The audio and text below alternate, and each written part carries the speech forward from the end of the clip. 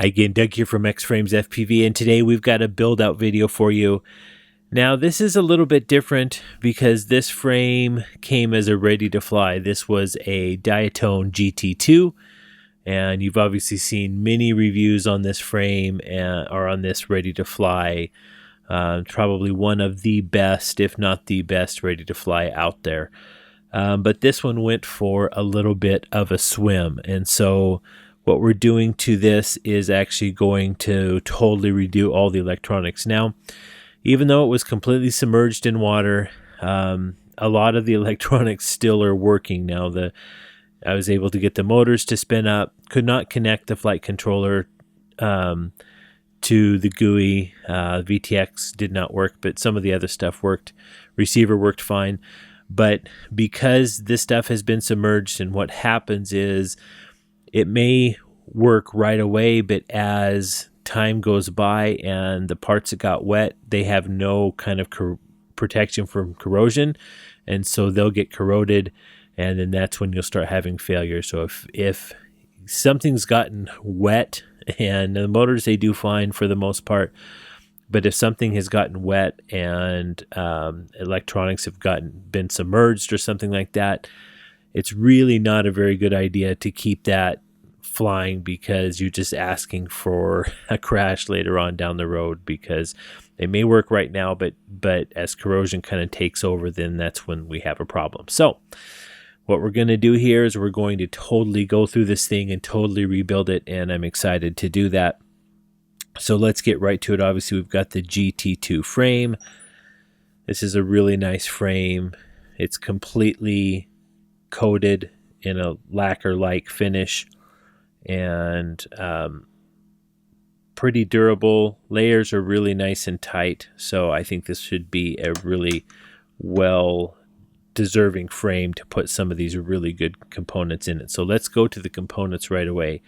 The first one, now this is something that's different. You can see right away, obviously, how the bottom of the motor is completely open.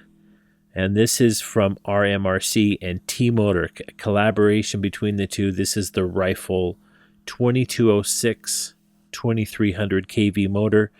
We chose 2300 kV because this gentleman is fairly new to flying, and we wanted something that was going to be fast, which this still will be fast, but more controllable.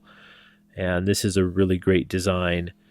Nice curved magnets, and so I'm excited. I looked at some reviews on Mini Quad Test Bench. Ryan over there did a review on it, and he really liked it. So the customer was asking about it, and I thought, you know what, it's worth a try. It's worth putting these in and see how they do. So we're going to do that. Obviously, you can see I've already started on this thing. I meant to do a video of before and after, but when I got it in, I was kind of so excited to get it going that I was just like, well, I'm going to start tearing it apart, and you can see it's torn apart. Already got the soft mounts on there. For cameras, this is the TBS 00, and this is supposed to be really super low latency and a really good camera. So I have not used that, so I'm excited to do that as well. For VTX, we're running the TBS or the Immersion Tramp, and the Immersion Tramp with the dongle, so you can actually, he's got a wand, and you can swipe the wand over the top of it and change channels, change power, whatever you want to do. And that's really a great VTX, nice and small. It is definitely my go-to. It's what I'm using on most of my builds when I can get them. Sometimes they're a little hard to get. As far as flight controller, well, we're using the BETAFLIGHT F3 AIO, or all-in-one. Let me see, yeah. And this is a flight controller with a built-in PDB. And it's laid out extremely well. And the top of it, you can see I've already tinned stuff. The top's where the signal wires go from the ESCs, and the bottom is where the actual power goes to the ESCs. Now, I will tell you, when you build these out, in my opinion, the best way to do that is to take your ESCs, and on this we're running the Spedix ES25s, and a really nice small ESC works really, really well. But when you're doing this, when you're going to run this flight controller, as you can see, if you mount all your, it can be kind of hard to get to these bottom mounts because it's going to go on the quadcopter this way and your wire is going to be under there. It's hard to wire, hard to get to. So what I do is I just put this on my stand on my quad hands and desolder these here, the power leads, and then solder them to the bottom. And then I install this and do everything that goes on the top and then just solder these leads back into the ESC. And it's a really easy way to do it. It's another step. I would say, you know, that's my least favorite thing about this is the that it does have the bottom mounted power leads, just because it does make it a little bit of a hassle. We did have an issue with motor 2 on one of these that I've already put in a drone.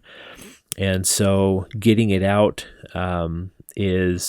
it takes more work, I guess. So that's just something to think about when you're putting this in, is that the installation is a little more work, not that much big of a deal, but if you do have to remove and replace it, it does make it quite a bit harder than just removing and replacing a regular flight controller, okay?